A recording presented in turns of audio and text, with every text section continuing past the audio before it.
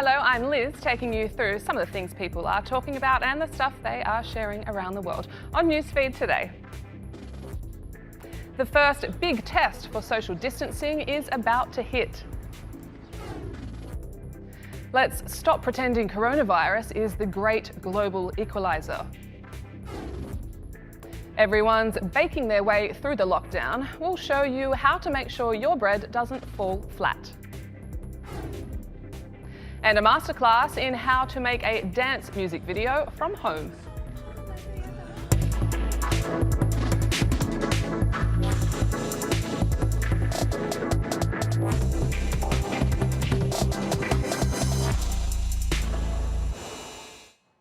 Top of our newsfeed today, the biggest test yet for social distancing during the coronavirus pandemic. This weekend is Easter, when people are usually going to mass, hosting parties or heading away for the 4-day public holiday. But this year's will be like no other. At least it better be, or all the progress that countries have made to flatten the curve could be wasted. Now, coronavirus doesn't have to ruin Easter, but health authorities are crying out reminders that the virus doesn't take a holiday. Here's Esra. Easter is going to be very different this year, with people being reminded to stay home and stick to lockdown restrictions. This Easter weekend will be incredibly important. Stay at home. Some jurisdictions have passed laws making it illegal to book out Airbnbs or other short-term stays. And police will be out in force to stop holidaymakers reaching their destination. In some places, hefty fines will be issued. 2020 is the year of virtual Easter. Churches will be closed and many religious leaders will live stream their Easter services on websites, social media platforms and TV channels, while mass Easter egg hunts are cancelled. A 9-year-old girl from Western Australia asked a question every child was wondering. Will the Easter Bunny be allowed to visit this year? And there was a quick response. We've been working really hard, and I am very happy to announce I've just signed a special exemption for the Easter Bunny. This means the Easter Bunny can still come to WA and visit all our families and friends next weekend, because we all know just how important that is. Other leaders also joined in. You'll be pleased to know that we do consider both the Tooth Fairy and the Easter Bunny to be essential workers. And of course you can still indulge. Some chocolatiers are embracing the times by making bunnies wearing masks and gloves. And while you can't hold a typical long weekend party, there are plenty of Easter-themed crafts, games or baking to do. And legendary opera singer Andre Bocelli is hosting an Easter Sunday concert for free. And other artists have also announced live streams. So let us know how you're embracing an Easter unlike any other. COVID-19 doesn't discriminate who it infects, but the notion that the pandemic is a great global leveller is just plain wrong. It may not respect borders, wealth or status, but healthcare and society does. Coronavirus has washed away any veneer of equal opportunity or equal risk, as statistics start to show that Black communities are bearing the brunt. Adamir explains that while we're in this global emergency together, it's not an equal fight. Coronavirus doesn't discriminate who it infects, but new data from several US cities shows that counties with a Black majority have 3 times the rate of infections than those with a white majority, and 6 times the rate of deaths. In Chicago, 72% of COVID-19 deaths have been African American, even though they make up 30% of the city's population. These figures are preliminary and don't account for the country as a whole. But even in the absence of national statistics, it's been long known that America's healthcare system disadvantages Black and brown communities. In the past few hundred years, there's been a really prominent and strong strain of anti-Blackness or anti-Black racism. And I call this concept the medical superbody, that on one hand, Black people in particular are seen as very strong and hardy and almost immune to illnesses. And yet at the same time, the actual practice of treating Black folk by white doctors throughout history has shown that, in fact, they're just like any other human being. African Americans are less likely to be tested, less likely to be admitted to the hospital, made less available to resources. And so when you have a paucity of tests available, then those targeted populations are going to be even more at risk. Skin colour is only one part of the story. In some instances, Black patients aren't always believed when they show symptoms for certain diseases, and they're less likely to receive specialist care. Study outside of Chicago looking at breast cancer, for instance. And what they saw was that African American women and Latino American women were presenting for mammograms, but the difference was that who was actually reading the mammograms differed, whether or not it was a specialist that was just for breasts to look at those mammograms or a radiologist that was a general radiologist. And how does that play into whether or not you're going to receive the diagnosis in time for you to actually get treatment? And is that why in Chicago, if you're African American, you're dying at a higher rate from breast cancer? A similar pattern is emerging elsewhere. In the UK, ethnic minority groups are disproportionately affected by the COVID-19 outbreak. Brazil's favelas have a sizable Black population. They say they are being left to fight the outbreak alone. Though the country has the largest infection and death count in South America, the government has been accused of a poor approach.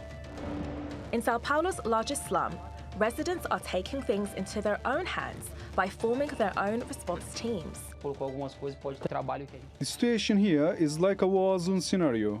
If Brazil today is at war, the favelas are at war on a much bigger scale. Ultimately, coronavirus affects everybody, regardless of background, but it's already exposed some deep racial disparities. Let's take a look now at some other Rona-related stories that you might have missed.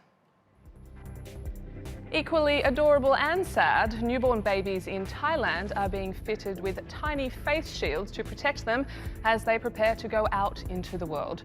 Newborns have been infected with COVID-19. The youngest so far was diagnosed just 30 hours after birth in China. The mother was also positive, but it's not certain if it was transmitted in the womb or after birth.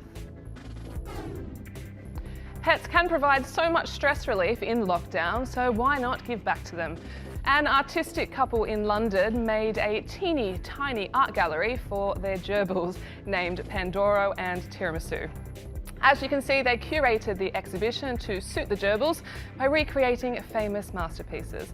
The gerbils were pretty enthusiastic, but they ignored art gallery etiquette.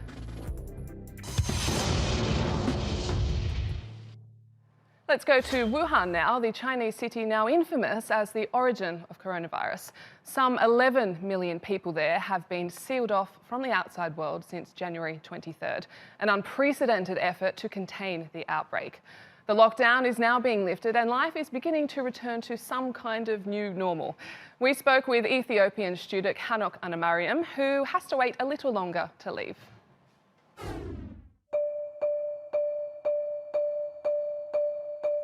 Well, I was waiting for this day to come, but unfortunately, not everyone is allowed yet to go out due to safeties. Wuhan is indeed open, but maybe for about 1 week or two, I think we will be still in quarantine. Just a few universities. All universities in Wuhan, actually. Well, as you can see, my hair, I look like a lion, so I'll definitely have a haircut.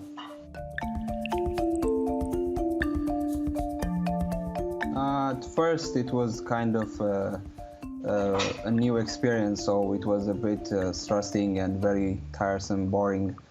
But then it felt like a lifestyle. Like there's nothing we can do about it. So we just have to live our lives. So we were doing normal things like exercise, read books, watch a lot of movies, and especially eat too much, do cooking. I try not to be alone. I try to call my friends, communicate back home with my family. I try to help the school volunteer to give groceries for students in campus.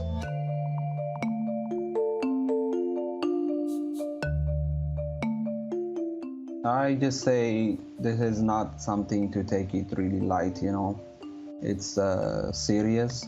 Don't think of this like taking your comfort away or something. This is something about our life, so We need to take care and try to make the most out of your quarantine. This is a great chance actually to get to be with yourself, have time for yourself, and try to read books, enjoy with your family, especially if you're at home. Use your time. I say don't stress about too much of going out. The light will come soon. We're all in a dark place right now. Let's go around the world now for some stories not about coronavirus that you need to know this Thursday. Scientists have created a mutant enzyme that can break down plastic for recycling in just hours. The enzyme reduces the plastic to chemical building blocks that can make new, high-quality bottles. Existing recycling only makes plastic good enough for textiles. The company behind the breakthrough says it's aiming for industrial-scale recycling within 5 years. The most hotly contested world record battle has taken another turn. A Welsh street declared the steepest in the world has had its title stripped after its New Zealand rival won an appeal. Only 8 months ago, residents of Harlech in Wales celebrated the almighty win. But Guinness World Records has changed its rules of measurement, now falling in Baldwin Street, New Zealand's favour. The Welsh say they're disappointed they weren't given an opportunity to argue their case. Sounds like an uphill battle.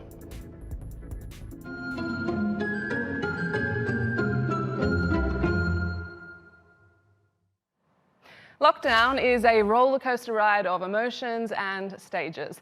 There's the periods of motivation and self-betterment, often followed by TV food binges or wallowing. And if you've been on social media, which of course you have, for hours of endless scrolling, there's also the bread baking stage. If you haven't hit it yet, don't worry, it is coming. Irva shows us how to. Hey everyone, I'm Erva. I'm at home self-isolating for who knows how many days now. And making sourdough bread is something a lot of people have been doing, and so I decided to give it a go myself. We start with 500 grams of flour. Add some yeast and 10 grams of sugar and 10 grams of salt and 25 milliliters of olive oil. Then pour 300 milliliters of warm water into the mix. Not boiling water, just warm water. Start kneading and knead and knead and knead some more for about 20 minutes. Cover the dough with plastic wrap. Leave it in warm place and let it rise overnight.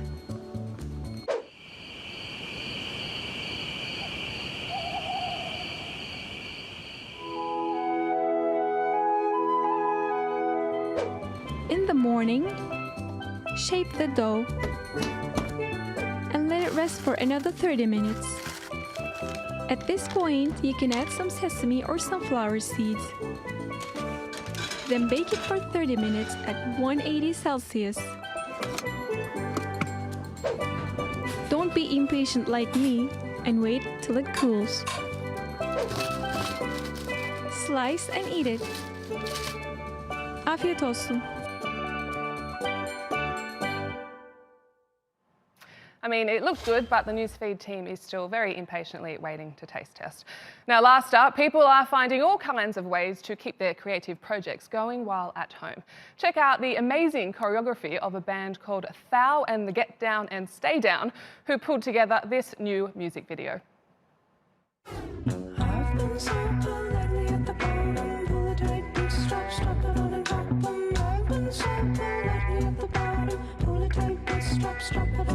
Past, I was patient, now I'm so tired. Super cool. That's all from the newsfeed team. You can find us 24/7 on YouTube. Please make sure you subscribe to our channel. See you tomorrow.